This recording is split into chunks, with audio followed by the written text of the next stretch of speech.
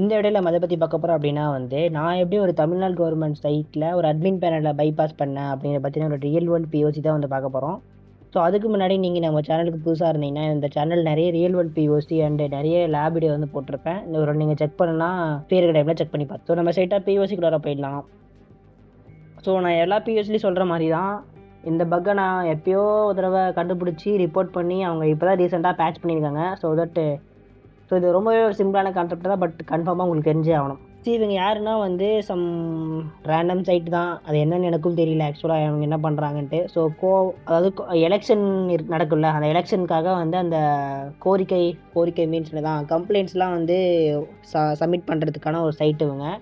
So அவங்களோட சைட்டில் தான் வந்து அட்மின் பேனலை வந்து பைபாஸ் பண்ணியிருக்கேன். வேறு எதுவும் ரொம்ப பெரிய விஷயம் இல்லை. அந்த அட்மின் பேனலுக்குன்னு டிஃபால்ட்டாக க்ரெடென்ஷியல் இருக்குது தெரியுமா, அந்த க்ரெடென்ஷியல் யூஸ் பண்ணி தான் வந்து பைபாஸ் பண்ணியிருக்கேன்.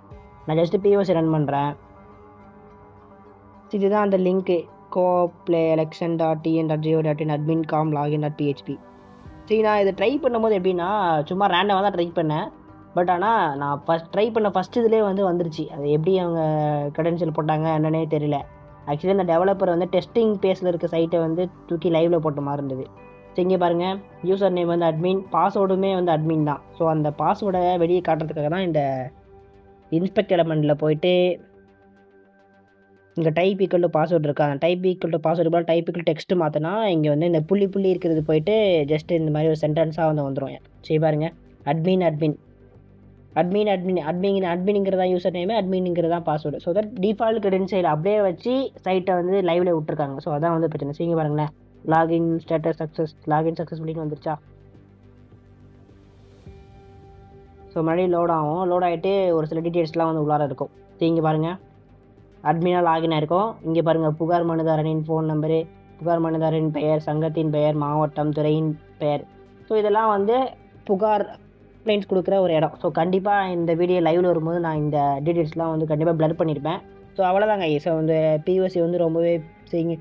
இந்த பிஓசி வந்து உங்களுக்கு யூஸ்ஃபுல்லாக இருக்குன்னு நினைக்கிறேன். ஸோ நீங்கள் எப்போல்லாம் இந்த மாதிரி அட்மின் பேனல் பார்க்குறீங்களோ அப்போல்லாம் வந்து டிஃபால்ட் க்ரெடென்ஷியல் போட்டு செக் பண்ணி பாருங்கள். ஸோ டிஃபால்ட் க்ரெடென்ஷியலுக்கு வந்து நிறைய ரிசோர்ஸ் இருக்குது. அதுக்குன்னே கித்தப்பில் வந்து நிறைய ரெப்பாசிட்டிலாம் வந்து ஃப்ரீயாக கொடுத்துருப்பாங்க. ஸோ அதெல்லாம் நீங்கள் எடுத்து போட்டு செக் பண்ணி பார்க்கலாம்.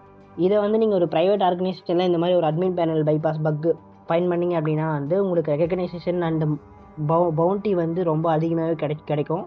சின்ஸ் இது வந்து நம்மளோட கவர்மெண்ட் சைட் அப்படிங்கிறதுனால ஸோ உங்களுக்கு அந்தளவுக்கு எந்த பவுண்டி உங்களால் எதிர்பார்க்க முடியாது. ஜஸ்ட் ரெகக்னைசேஷன் தான், ஒரு எக்ஸ்பீரியன்ஸ் தான்.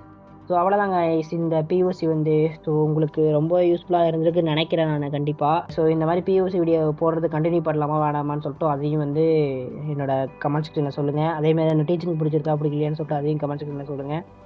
ஓகே, தேங்க்ஸ் ஃபார் வாட்சிங் this video guys. Have a nice day. Bye.